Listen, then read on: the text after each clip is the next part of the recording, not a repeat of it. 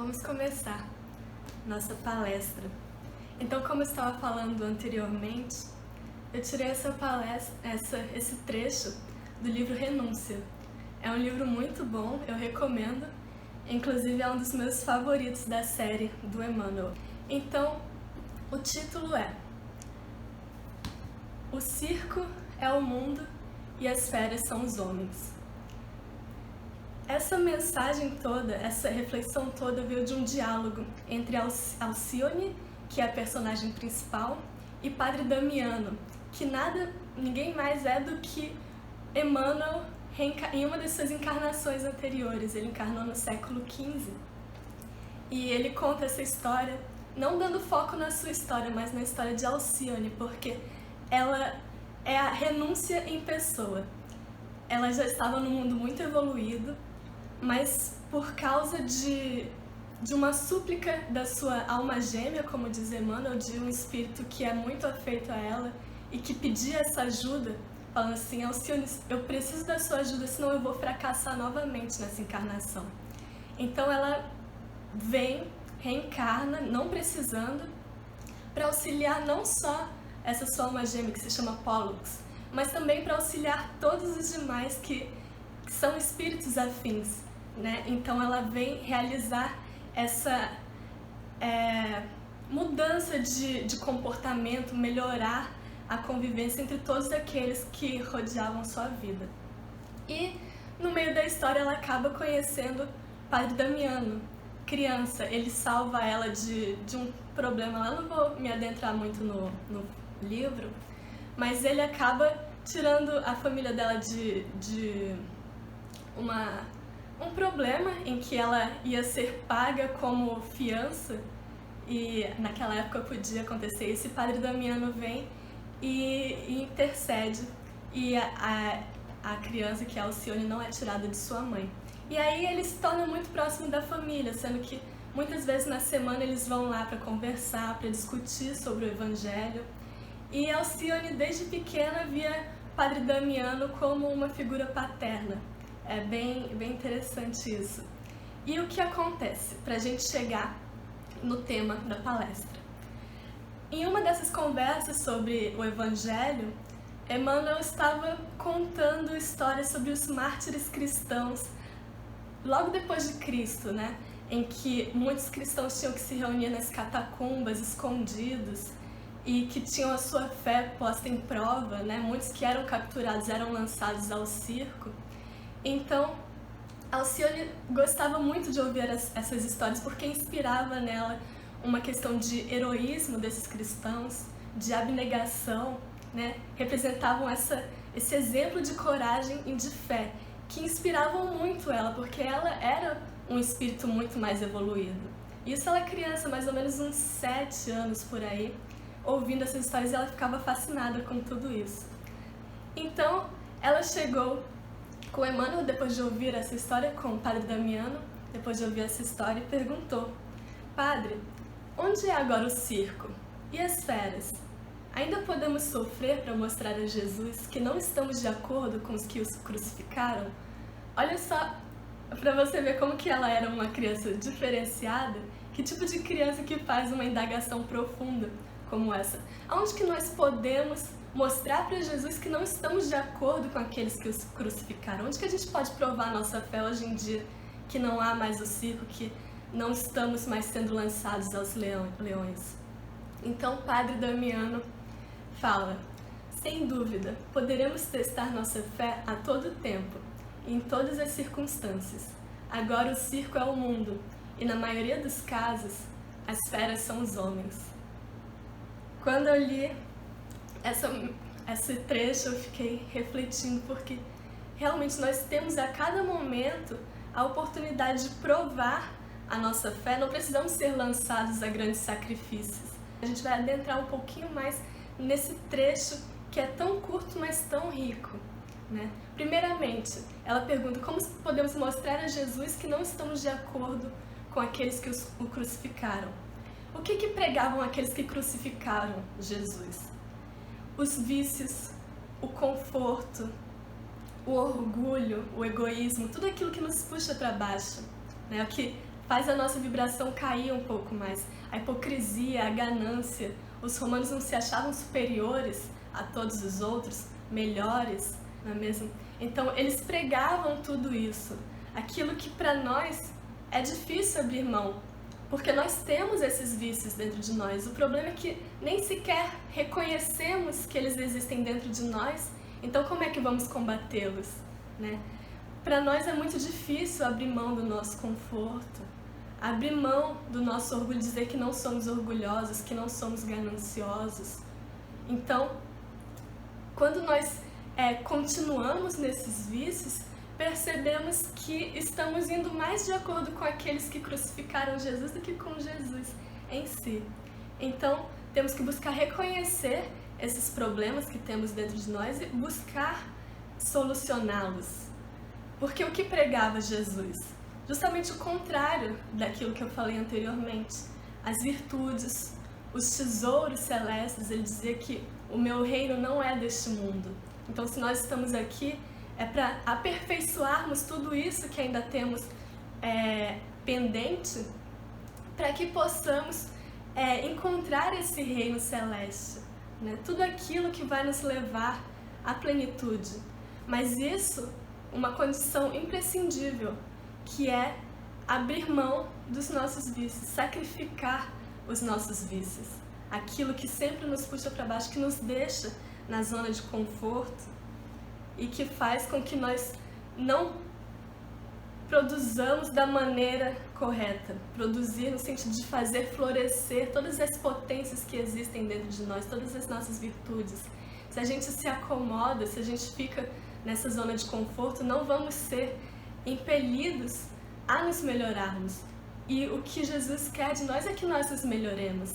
Então, para mostrar que não estamos de acordo com aqueles que o crucificaram, a primeira coisa é fazer uma análise honesta de nós mesmos, identificar os nossos vícios e buscar melhorarmos para alcançarmos a plenitude. E o manual é muito simples, é aquilo que Jesus nos ensinou: amai-vos uns aos outros. Porque muitos querem a plenitude, querem essa paz de consciência, mas poucos são os que realmente se esforçam para conquistá-la, porque a plenitude, ela não vai vir no estalar de dedos. É uma conquista diária, paulatina, uma batalha diária contra nós mesmos e contra todo o meio em que vivemos, porque as esferas são os homens, o circo é o mundo, né? Então esse constante compromisso conosco mesmos e com os nossos ideais, as nossas virtudes, aquilo que sabemos que é certo. E a parte que ele fala: agora o circo é o mundo. Os romanos, eles eram lançados ao circo como uma maneira de certa forma, provar a sua fé, né? Muitos iam revoltados, mas outros iam como forma de resignação. Para eles era uma honra morrer no circo, testando a sua fé em Jesus. Então, o circo, sendo o mundo atualmente, é que o planeta Terra é o palco em que nós vamos testar as nossas virtudes e se temos forças o suficiente para passar por cima das nossas fraquezas. É testar as nossas capacidades de crescer com a dor, é passar pelas dificuldades e fortalecer a nossa fé. E se a gente parar para pensar, era justamente isso que os cristãos que eram lançados ao circo também testavam. Essa capacidade de crescer com a dor, de confiar no divino, de que algo melhor os espera se eles tiverem essa fé pura, não é mesmo? Testar essas dificuldades. Então, o mundo nos oferece essa oportunidade, mas ao mesmo tempo que nos oferece essa oportunidade, ele também nos dá as portas da perdição, digamos assim. Porque nós estaremos sendo confrontados constantemente com o conforto, com as comodidades, com as facilidades. E como eu falei anteriormente, não que não seja bom, mas a questão é que nós ficamos numa inércia. Nós não crescemos internamente e muito menos externamente. Se eu estou acostumado com o meu status quo, eu não vou querer nem buscar auxiliar o próximo, não é mesmo? Então, quando nós estamos nessa zona de conforto, nessas comodidades, nos perdemos nelas, nós acabamos entrando nessa inércia que gera a consciência de sono, como diz Joana de Ângeles, essa consciência de sono que é quando a sua vida serve basicamente para você comer e procriar. E a gente está em pleno século XXI e vamos estar vivendo nossa vida para comer e procriar, assim como fazem os animais, sendo que nós temos uma consciência muito mais avançada, muito mais sublime sobre a consciência do nosso ser, do nosso destino também, em relação ao espiritismo. Então, tendo essa consciência, nós poderemos melhorar muito mais, potencializar esse nosso ser e nos tornarmos pessoas melhores e colocar à prova e vivermos de uma maneira muito melhor nesse circo em que fomos lançados nessa encarnação. E quando ele diz, e as feras são os homens, é muito interessante, porque hoje em dia a gente vê realmente tantas pessoas que prosperam, que se sentem felizes e satisfeitas em passar por cima do outro, em fazer a coisa errada e sair ganhando vantagem. Às vezes elas se sentem tão orgulhosas disso que ainda chamam outras pessoas para participar de algo errado assim. Então, muitas vezes a gente vê, poxa, essa pessoa está fazendo tanta coisa errada e ainda assim nada de ruim acontece com ela, eu vou fazer isso também. Não, essa é a armadilha. Aí que estão as feras são os homens, porque não é porque os outros estão fazendo uma coisa errada que nós vamos contra a nossa consciência fazer também só porque os outros estão fazendo e se dando bem em tudo isso, né? Como diz a maioria das mães e dos pais desse Brasil, você não é todo mundo. E quando a gente tem a consciência do que é certo, da palavra divina, nós realmente não somos todo mundo. A gente tem o conhecimento das leis morais. Então, se eu sei que eu não tenho que roubar, que eu não tenho que ser corrupto, que eu tenho que buscar me melhorar, por que eu vou fazer uma coisa errada? Porque todo mundo está fazendo? Cadê a minha consciência? Por que eu estou indo nesse efeito manada? Muitas pessoas vão porque elas não têm consciência de si e vivem pelos outros, não para si próprio. Porque se vivesse para si próprio, não conseguiria viver com a culpa de ter prejudicado alguém em detrimento de coisas supérfluas que vão num piscar de olhos, né? O esforço para nós lutarmos contra essas feras, que são os homens, é constante. A cada momento nós seremos postos em prova. Mas se temos o pensamento forte, se temos a confiança em nós mesmos e nos nossos valores morais, acaba se tornando fácil, porque nada mais recompensador do que você chegar em casa com a consciência tranquila, não é mesmo? Então não é impossível, é difícil, mas não é impossível. E assim diziam os Espíritos no Livro dos Espíritos, em resposta à pergunta 845, eles dizem que não há arrastamento irresistível, uma vez que se tem a vontade de resistir. Lembrai-vos de que querer é poder. Então não tem como você dizer, eu não pude resistir, eu tive que fazer aquilo. Não há arrastamento irresistível. Se nós queremos e temos esse compromisso com a nossa vivência, com a nossa consciência, nós conseguimos passar por cima desses obstáculos, dessas armadilhas. Basta que nós nos comprometamos com as leis divinas e com a nossa consciência. Nós temos esse livre-arbítrio que nos proporciona tomar as rédeas do nosso próprio destino. Isso é muito empoderador. Nós temos a responsabilidade pelos nossos atos de fazer o que é certo ou de fazer o que é errado. E se temos consciência das leis morais, buscaremos fazer sempre o certo, mesmo que seja contra a correnteza, mesmo que todos estejam fazendo o que é errado. Se eu sei que é errado, eu não vou fazer. Entrar nessa paz de consciência buscar identificar quais são os meus princípios, quais são os meus valores, e se eu ainda não os adquiri, quais princípios e valores eu quero adquirir para a minha vida, para renovar esse meu ser, para que eu não me deixe consumir pelo inconsciente coletivo, o que tem acontecido muito muito frequentemente, hoje em dia, as pessoas fazem coisas que não entendem por que estão fazendo, porque se deixam consumir por esse inconsciente coletivo. Então, temos que continuar avante, fortes, que em certo momento nesse mundo de provas e expiações, quando chegarmos em um nível de maior maturidade, nós não estaremos mais indo contra a corrente, porque o normal será ser certo, o normal será fazer as coisas certas. E sobre essa questão de princípios e valores, de você usar o seu livre-arbítrio para pensar por si mesmo e não se deixar levar pela maioria, eu trouxe um mito grego, que eu gosto muito de mitologia grega. E esse mito é da Hipermnestra. Hipermnestra era uma das Danaides. Danaides eram as filhas de Danão, de Argos. Ele tinha um irmão gêmeo, que se chamava Egito. Danão tinha 50 filhas e Egito tinha 50 filhos.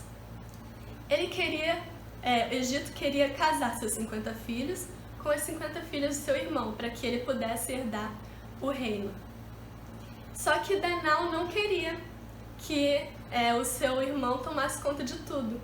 Só que como seu irmão insistia muito, ele falou assim para todos esses 50 filhos: olha, vocês vão se casar com os 50 moços e na noite de núpcias vocês vão matá-los, assim a gente não vai ter que entregar nosso reino para eles. E aí elas assim o fizeram, se casaram e mataram, exceto Hipermnestra. Hipermnestra não fez porque ela tinha a consciência de que se ela matasse essa pessoa sem saber nada que tinha acontecido, ela estaria injustiçando um homem bom, sem nem ter dado a oportunidade dele se mostrar, se ele mostrasse se é bom ou se é ruim. Então, ela fez a seguinte decisão. Na noite de núpcias, ela chegou com ele e falou: olha, nós nos casamos por mero interesse, não tem amor entre nós, e eu queria que você me respeitasse e não me tocasse nessa noite de núpcias. E ele assim o fez. E no amanhecer ela viu que ele era um homem bom, um homem justo, e não o matou. E o que aconteceu? O pai dela ficou muito chateado e disse que ela seria amaldiçoada pelos deuses do Olimpo. Mas na verdade o que aconteceu é que os deuses do Olimpo reconheceram que ela estava certa, porque ela não injustiçaria um homem bom, e quem foi para o Hades, para o inferno, que era da mitologia grega, foram as suas 49 irmãs e o seu pai. E eles foram, o seu castigo era de encher um vaso que nunca se completava. Então a gente vai analisar isso aqui um pouquinho mais. Qual que é a moral de tudo isso, de toda essa história? Primeira coisa, não fazer as coisas contra a sua consciência, né? Buscarmos ver a vida nesse sentido de que todos têm sombra e todos têm luz. Será que eu estou vendo no outro a sombra que as outras pessoas me induziram a ver? Será que eu estou realmente vendo a luz no outro? Porque todos nós temos. E Hipermnestra teve essa ideia de buscar enxergar a luz em uma pessoa em que o seu pai fez induzir que só era sombras. E não é assim. O autorrespeito também é um ponto alto nessa história, porque ela se respeitou. Quando nós nos respeitamos, o outro se vê constrangido a nos respeitar também, a respeitar os limites que impomos.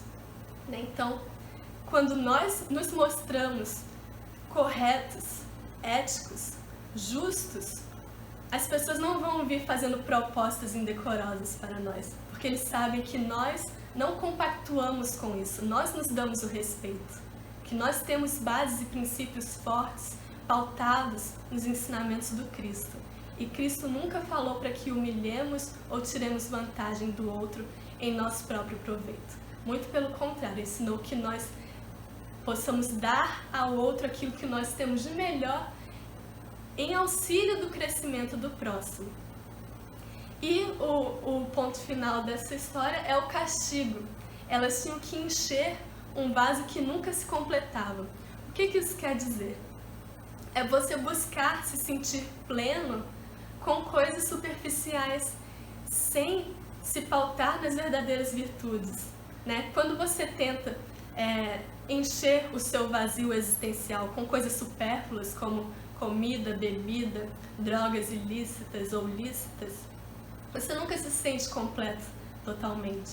Você realmente se sente completo quando está do lado das virtudes, do lado do amor, do lado da caridade, do lado da paciência, porque são tesouros que você amealha para dentro de si e que nunca vão se esvair. Então, como suas irmãs ficaram na superficialidade, não tiveram o senso crítico, não tiveram os valores, elas foram fadadas a sofrer com o seu próprio destino, de que é viver na morrer na superficialidade também, enchendo sempre um vaso que nunca vai se completar, né? Vivendo dessas impressões alheias, sem ter a consciência do que está fazendo. Isso faz com que nós reflitamos como estamos vivendo. Estamos vivendo de aparências ou buscando uma vida plena, de consciência tranquila? Estamos dando mais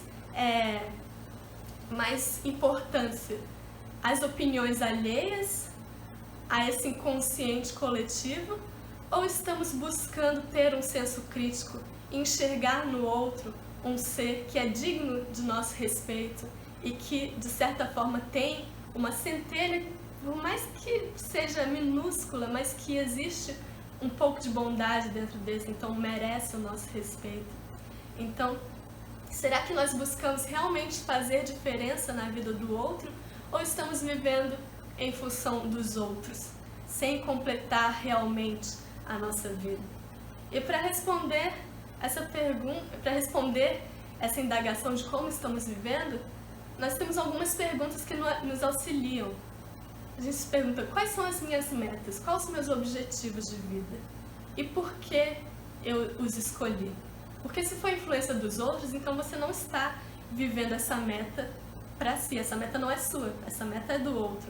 Então, se eu me comprometi a fazer a diferença na vida do próximo, e isso me faz sentir completo, é uma ótima meta para eu seguir.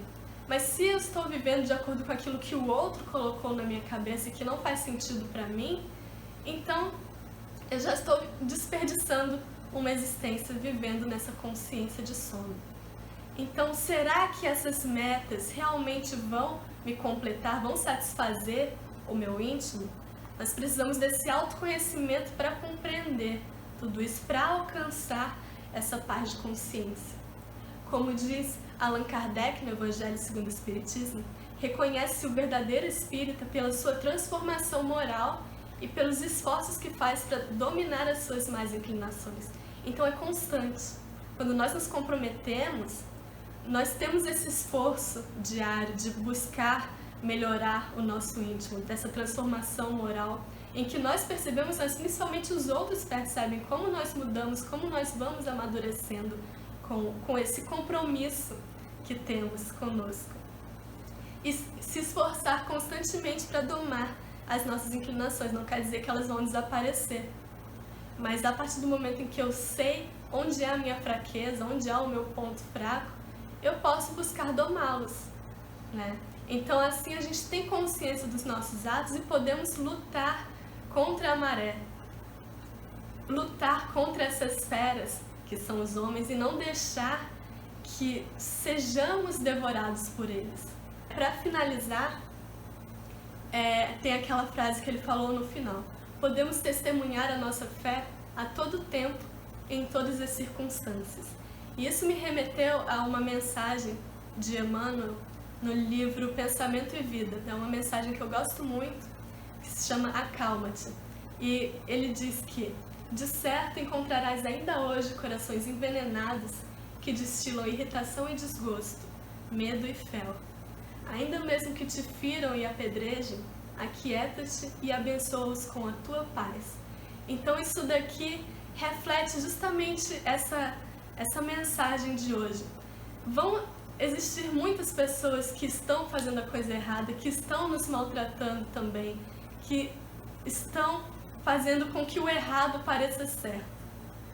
Ainda que eles continuem fazendo isso, que nós os abençoemos com a nossa paz e mostremos o nosso exemplo. Que a partir daí, talvez eles se sintam constrangidos com o que estão fazendo de ruim e busquem fazer aquilo que é certo, aquilo que realmente traz uma paz de consciência. Então, ainda mesmo que te firam e apedrejem, aquieta-te e abençoa-os com tua paz. Que nós possamos levar essas reflexões, buscar aprofundar ainda mais, porque é um tema muito rico, não tem como exaurir, né? Então, que busquemos sempre nos lembrar em que a cada momento estamos sendo postos à prova e que nós temos um manual seguro para passar por cima de tudo isso. Então, que nós tenhamos a nossa âncora nos ensinamentos do Cristo, nos nossos princípios, nos nossos valores, e assim vai ser muito mais fácil que nós passemos pelas dificuldades e alcancemos essa plenitude que tanto queremos e que a nossa consciência nos cobra a cada momento. Então, muito obrigada